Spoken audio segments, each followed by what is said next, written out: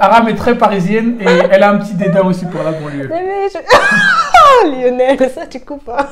Je coupe pas. Je jure que je couperai pas.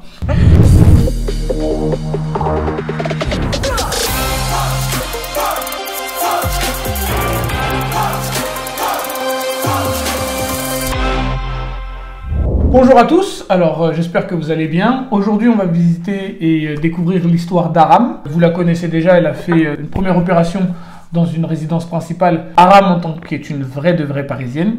Et elle a réitéré. Bon, Aram, je crois que c'est un secret pour personne, tu vas peut-être pas devenir marchand de biens, mais tu as appris des petites techniques. Ouais, et là, voilà. Visiblement, tu as vendu ton premier appartement et tu en as racheté un autre et tu nous as refait quelque chose de pas mal. Aram, présente-toi et après explique-nous. Aram, j'ai 29 ans et ça c'est ma deuxième opération suite à la formation que j'ai prise avec Lionel. Oui, je dis aussi que Aram était dans le groupe Investir au Pays. C'est une formation qu'on avait fait en partenariat avec Philippe Simot d'Investir au Pays. Vous allez retrouver le lien dans la vidéo. Et Aram faisait partie de ce fameux groupe, La Boîte Noire. Voilà, toujours le meilleur groupe. La Boîte Noire est un groupe très arrogant. Et il parle très mal des autres groupes. Donc, pas mal méchamment, mais il y a un dédain quand il parle des autres. Bah, on a été les premiers, Lionel. Ok, donc deuxième opération, toujours dans les petites surfaces, en plein cœur de Paris, dans le 9e arrondissement, donc un arrondissement que j'affectionne. Aram est très parisienne et elle a un petit dédain aussi pour la banlieue. Mais Lionel, ça tu coupes pas. Je coupe pas. Je jure que je couperai pas. Non, mais j'ai beaucoup de 9e, j'y ai vécu pendant des années, donc voilà, je connaissais bien le coin avant de trouver quelque chose. C'était une ancienne loge de gardiens. Donc quand j'ai vu l'annonce, j'ai visité de suite. Et après, j'ai demandé les papiers, donc les PV d'AG, machin, voilà. Classique. Et donc, en lisant les PV d'AG, je me suis rendu compte du prix qui avait été fixé par les copropriétaires. Sachant que c'est une ancienne loge, donc la vente va revenir un peu à tous les copropriétaires. Et donc, ils avaient fixé un prix de base et le syndic se chargeait de la vente. Et donc, quand j'ai lu ça, j'ai vu qu'au lieu de 68 000, qui était le prix affiché, c'était... 168 000. Ah, mais est-ce que tu as dit 68 000, c'est ça? Ah, 168 000, oui, bien sûr. Parce que là, les gens ils vont se dire 17 mètres carrés à 68 000 euros dans Paris. Ils vont se dire, bon déjà on va passer pour des menteurs. Où est-ce qu'il a déniché ça? Non, oui, 168 000. Dans les PV d'AG, il était marqué 138 000, donc 30 000 de différence. J'ai demandé les avis sur le groupe et tout le monde m'a dit... Tu nous as harcelés. Aram elle est passée en mode harcèlement comme le préconise Magid. Et c'était la foire d'Antoine pour pouvoir l'avoir à 138 au lieu de 160. Voilà, exactement. Donc, ce que j'ai fait, je suis allée directement au syndic parce qu'en regardant, c'était à 5 minutes de chez moi, quoi. C'était à Saint-Augustin. Je suis partie directement. Et donc, quand ils m'ont vu arriver, ils se sont dit, mais elle est folle, elle. Et donc, le mec, il a commencé à me dire, j'ai pas le temps, déjà, nous, on est un syndic, on n'est pas des agents IMO. Donc, je sais pas ce que vous avez lu, mais ça, c'est notre prix. J'ai dit, mais c'est le prix qui a été fixé par les copropriétaires. Donc, je comprends que vous prenez 10 000 à peu près. Ça, je comprends. Mais quand même, 30 000, ça fait une grosse marge. Et donc, lui, il voulait rien entendre. Il m'a limite dit, ok, moi, je dois partir. Donc, en gros, dégagez quoi. Je vais clarifier pour les gens. En fait, ce qu'il y a, c'est que lorsque les copropriétaires ont décidé de vendre la loge de gardien, les copropriétaires ont fixé un prix de 138 000. D'accord. Et une fois être passé, donc c'est le syndic qui était chargé de la vente, et le syndic vendait l'appartement non pas 138 mais 168. Exactement. Et Aram a tout fait pour rebaisser le prix à 138, comme ça avait été fixé sur les PV d'AG, mais le syndic ne voulait rien entendre. Rien entendre. Limite, ils m'ont dit, partez quoi, vous êtes bien gentils, mais on va pas baisser notre prix pour vous. Ça peut être aussi parce que les copropriétaires ne savent pas le vrai prix, je sais pas. Ils ne savaient pas que le syndic avait pris 30 000, parce que le syndic s'est rincé. Oui, mais peut-être que eux, ils pensaient que c'est une loge, machin, personne ne va être intéressé, machin, donc ils ont fixé ce prix-là par rapport au vrai prix du marché. Bref, donc je repars, je dis au groupe, non, ça va pas marcher, etc. Et je voulais pas m'aligner du coup au prix. Donc, je fais une offre un peu moins, je crois, c'était 165, j'ai mis 160. Voilà, j'ai mis 160 en premier. Il m'a répondu le lendemain ou dans la journée pour me dire « Ok, on transmet au copropriétaire et on vous revient. » Donc, le lendemain, il est revenu assez vite pour me dire « Les copropriétaires n'ont pas accepté votre offre. » Et je me suis dit, bon, en fait, il y a une douille dans ce truc et tout. Et j'ai lâché un peu l'affaire. Et sachant que j'ai visité énormément de biens, j'étais encore sur un autre bien aussi intéressant. Et, dans le même secteur en plus. Non, c'était un autre dans le 19e. Tu sais, au dernier Ah oui, étage. le dernier étage avec les toilettes à l'extérieur. Voilà, et donc mon objectif c'était de racheter une partie aussi. Une partie commune. Partie commune, agrandir le bien et me faire un peu plus d'argent. C'était quand même 11 000 le mètre carré, donc si je pouvais récupérer 2 mètres carrés, c'était super. Et donc j'étais sur l'autre bien. Donc on parle de 2 mois qui se passent et tout. Moi je pense même plus à ce bien-là. Au final, la vente de l'autre ne s'est pas faite parce que j'ai eu un refus des copropriétaires qui voulaient plus vendre les toilettes. Et parce que, enfin, je sais pas, le prix. Aram ne fait que de la petite surface, hein. Ça l'intéresse pas de faire des gros trucs. Pour l'instant, je me trouve pas assez aguerrie pour aller en fait. Mais moi je le dis, et je suis d'accord avec toi, Aram, faites ce que vous êtes capable de faire. Si tu es capable de faire des 17, des 15, des 20, fais des 17, des 15, des 20. On ne va pas faire des surélévations. Exactement. Si tu te sens pas prêt à le faire. Pour l'instant, je me sens pas capable de le faire. Donc, 2 mois c'est cool. Et je reçois un mail un jour du syndic me disant « Est-ce que vous êtes toujours intéressé par ce bien ?» Et moi, je me dis « Mais c'est bizarre quand même ce truc. » 2 mois même passés en fait. Je me suis dit en fait c'est une vente qui a capoté. Ça fait limite le temps d'obtention du prêt. Et ils l'ont pas obtenu. Ils l'ont pas obtenu. Et donc je me dis quand même je vais lui demander pourquoi il revient maintenant. Il m'a dit « J'ai oublié. » Parce qu'en gros, il est parti sur sa logique. Ils sont syndics, pas agents IMO, ils avaient plein de trucs à faire. Donc, ils n'ont pas trop suivi le truc. J'ai dit, ok, je reviens revisiter le bien, parce que c'était vraiment un coup de vent au premier, même si je connaissais le potentiel. Et après, je me dis, je vais essayer quand même de négocier le prix. Et impossible, parce que sur ce point, ils étaient vraiment... voilà, ils ne voulaient pas lâcher le truc. Et après, vu que ma vente de l'autre au final a capoté, je me suis dit bah pourquoi pas, parce que j'étais vraiment plus dans l'optique en fait de prendre ce bien. Pour moi, c'était plus possible. J'étais déjà sur un second bien. Et donc, vu qu'à la dernière minute, l'autre ne s'est pas fait, je me suis dit bon, s'il revient encore vers moi, peut-être que c'est quelque chose qui doit se faire. Et donc, je demande dans la foulée à ma banque et tout, je reçois un avis positif. Je me dis on dirait que ce truc, ça peut vraiment avoir lieu. Et donc, entre-temps, je leur dis, je vous donne les coordonnées du notaire, etc. En quelques semaines, c'était déjà signé pour la promesse, voilà. Donc finalement, la vente s'est faite, tu es dans le bien. Alors pour les travaux, tu as voulu faire quelque chose de vraiment haut de gamme, tu as voulu mettre ta touche, qui est la touche ML qu'on t'a transmise, mais c'est vrai, mais quoi, c'est pas vrai? Oui, en plus pour les moulures et tout. D'ailleurs, on va tout de suite aller visiter le bien, je vous montre et vous allez me dire ce que vous en pensez, si j'exagère ou pas. Alors Aram, vas-y, fais-nous visiter ton appartement. Alors là, on est dans un appart de 17 mètres carrés qui a été changé un peu, la disposition, etc. Là, ici, il y aura une petite estrade où il y aura le lit au-dessus. Il y aura un petit espace. De là à là, il y aura une cuisine qui sera comme ça, face à l'estrade. On va mettre une verrière ici pour séparer le lit. Ça ne sera pas vraiment une chambre, ça sera un espace lit, parce que c'est une petite surface, on est sur 18 mètres carrés. Là, de l'autre côté, comme j'ai dit, il y aura la cuisine sur cette partie-là. Et ce mur-là va se séparer. Alors, je vais me mettre un peu plus reculé. Ce mur-là va se séparer comme ça, tac, tac. Et là, on va rentrer par là, dans la salle de bain. Alors, la salle de bain sera ici.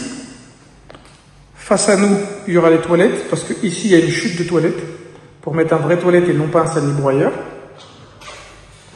Là, je vais vous emmener dans ce qui sera la salle de bain. Il y aura la douche et le meuble de salle de bain. Alors, vous voyez, c'est sombre, hein. Là, il n'y a pas d'électricité dans l'appartement.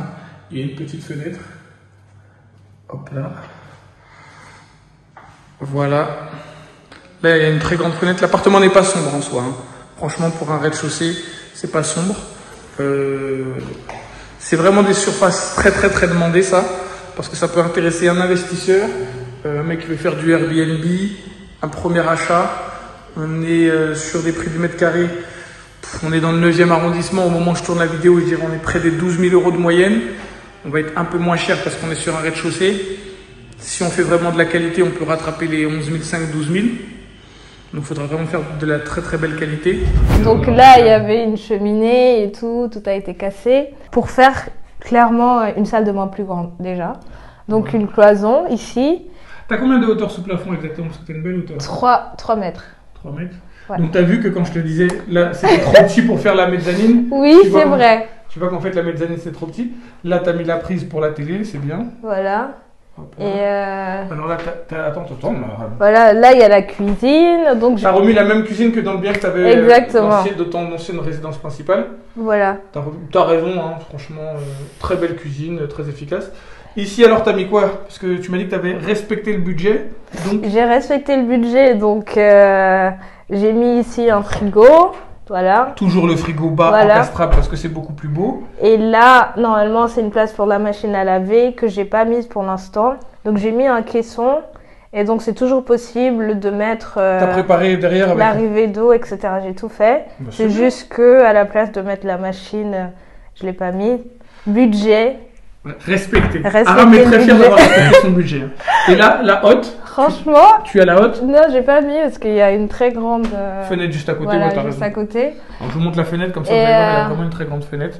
Elle a été changée, hein. C'était complètement destroy. Ouais, voilà. Et très très grande fenêtre. T'as au moins 2,10 mètres de fenêtre là. Ouais, elle est très haute. Du coup, elle coûtait un peu plus cher que d'habitude, ouais. Et là. Et aussi les portes, quand c'est inclus dans les anciens apparts comme ça, faut aussi faire gaffe. Ah oui, parce que les portes, parce que c'est une grande double porte et le prix, ça a piqué quoi. Voilà. On a trouvé une solution. Ouais. Tu as trouvé une solution, je dis tu as trouvé une solution. Mais au bout de plusieurs entreprises, tu vois, à chaque fois, les gens me faisaient croire que c'était une porte complètement destroy et tout, jusqu'à une entreprise qui rénovait les portes et qui m'a dit, mais votre porte, elle a rien. Bah oui, elle m'a dit, c'est vachement rattrapable. Donc j'ai pris son devis avec tout ce qu'elle devait faire, machin, et j'ai cherché ton mobilier, parce qu'on va me poser la question de ton mobilier. Alors c'est la marque Vega que comme tu avais pris oui, pour la table, pareil, j'ai juste changé un peu. Du coup, au lieu de partir sur le marbre blanc un peu stratifié, j'ai pris le noir. Voilà. T'as raison, le petit meuble, le petit fauteuil vert magnifique. Ouais. On sait que chez Leroy Merlin, c'est 2 petites appliques. Oui. En fait, tu voulais mettre un lit un peu plus haut. Oui, c'est ça. C'est toujours possible d'ailleurs. C'est juste que, question budget, pour l'instant, je vais pas le faire. Mais c'est prévu de mettre un lit à coffre, etc. C'est plus... Tu as un très beau linge de lit. Tu l'as eu où ton linge de lit? Dis-nous. C'est Alinea. Donc c'est accessible, Lionel. Hein. Très accessible et... Aram n'a pas le même budget que la moyenne des Français. Elle est un peu riche. Et après, ça c'est Ikea, voilà. Et la salle de bain, Aram, voilà. On a agrandi la salle de bain. Donc là, on entre dans la salle de bain. Avant, c'était pas du tout... C'était une cuisine. D'accord. C'était une cuisine et donc la pièce n'avait pas du tout de salle de bain. Voilà. Et donc... Là, on entre dans la salle de bain. Vas-y. Voilà. Ici, c'était pas du tout... C'était un espace cheminée. Et si ça donnait exactement sur la pièce d'à côté. Voilà. Et donc, j'ai mis la douche à la place. Et donc, l'ancienne cuisine devient les toilettes. Voilà. J'ai encastré encore une fois le ballon d'eau chaude qui est derrière. Parce qu'on ne doit pas voir le ballon d'eau chaude. Quand bien même c'est un ballon plat, il ne doit pas être visible. On cache tout ce qui est moche. Voilà. Et après, les toilettes suspendues. Et un petit meuble qui... Elle a un petit côté Versace, ta salle de bain. C'est vrai, hein? Bah, dites-moi si vous êtes d'accord. Dites-moi dans les commentaires si vous pensez que sa salle de bain a un petit côté Versace. Moi, je disais, tu sais, dans tous les magasins de Yves Saint Laurent, c'est toujours les tons noirs, machin. Je ne connais pas les magasins Yves Saint Laurent. Non, si t'as dit Versace, c'est que t'étais dans le même... Mais moi, je connais, mais bon, Aram, je peux pas dire ça dans la vidéo. Donc, on reprend l'interview où Aram va vous donner encore plus de détails. La visite est terminée. Donc, c'est un bien que tu as vraiment très bien fait. Merci. Bien refait. Tu es un peu plus aguerri pour les travaux parce que tu avais déjà fait une opération. Oui, voilà. Là, et il y a des choses que j'ai rectifiées en fait. Et puis il y a des choses que tu as repris parce que tu savais que ça marchait très bien, comme la cuisine et autres. Bon, bah, tu as repris parce que tu savais que ça plaisait, quoi. Oui, mais les erreurs même. T'as refait des mêmes erreurs? Non, j'ai rectifié les erreurs que j'avais fait dans le premier en fait. Ça donc c'est normal. Ça c'est bien. Et franchement, bien sûr que c'est bien, les erreurs ça va apprendre. Là tu les as fait et franchement c'est vraiment très bien réussi. Alors les gens vont être très intéressés par les chiffres. Ok. Bah ça c'est normal. Donc ce bien là, Combien il t'a coûté à l'achat? Il m'a coûté en tout 200 000. Tu parles de 168 000 le prix du bien.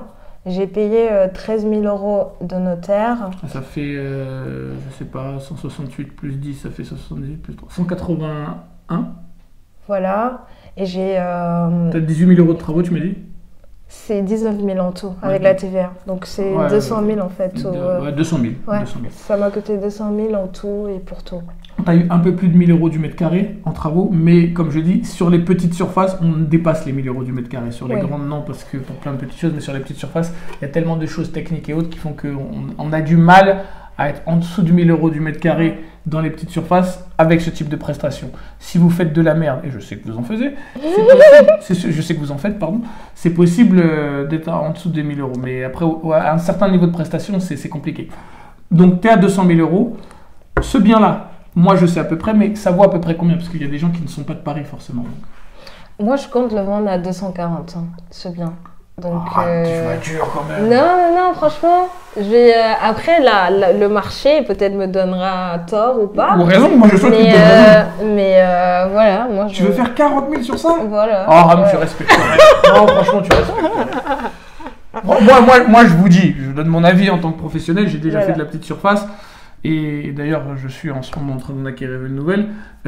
Je pense que tu vas faire 30 à 35 000 sur ce bien. Je prends. Non, je sais que tu prends.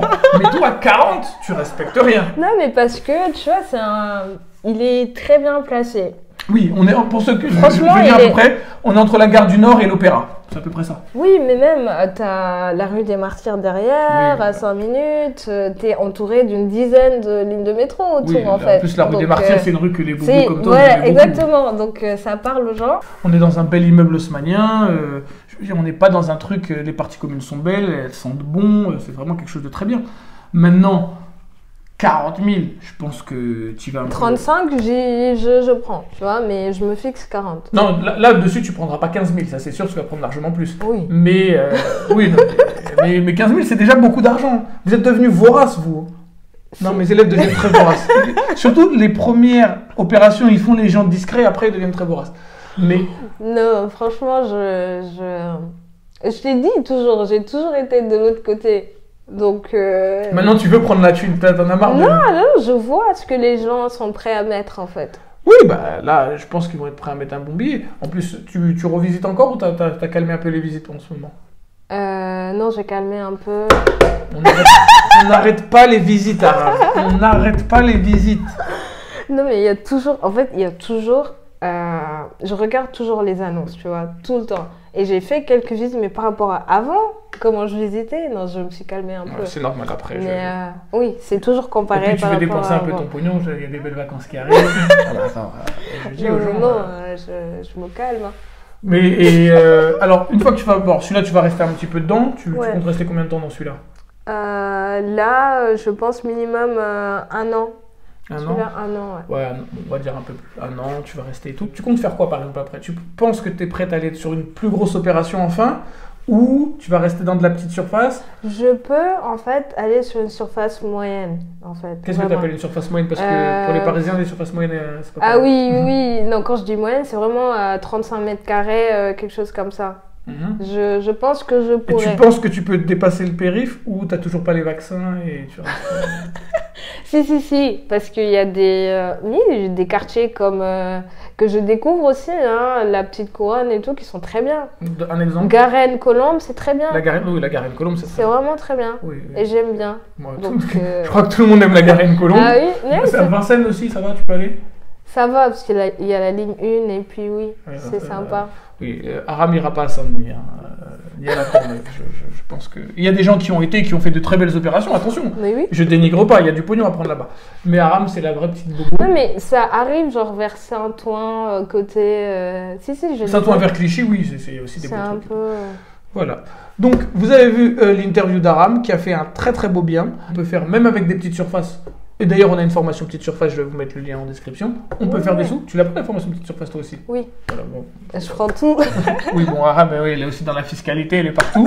C'est une de nos élèves modèles. Donc, vous voyez qu'avec des petites surfaces, on peut prendre des vraies grosses plus-values. Là, aujourd'hui, on va pas vous mentir, le bien n'est pas vendu. Parce que Aram va commencer à y vivre, elle commence à peine à y vivre, donc on n'aura pas le montant de la plus-value réelle. Moi, je vise sur 30 à 35 000, Aram vise sur 40 000. Dès qu'on a des nouvelles, on vous en donnera. Voilà. Je vous dis à bientôt dans la prochaine vidéo.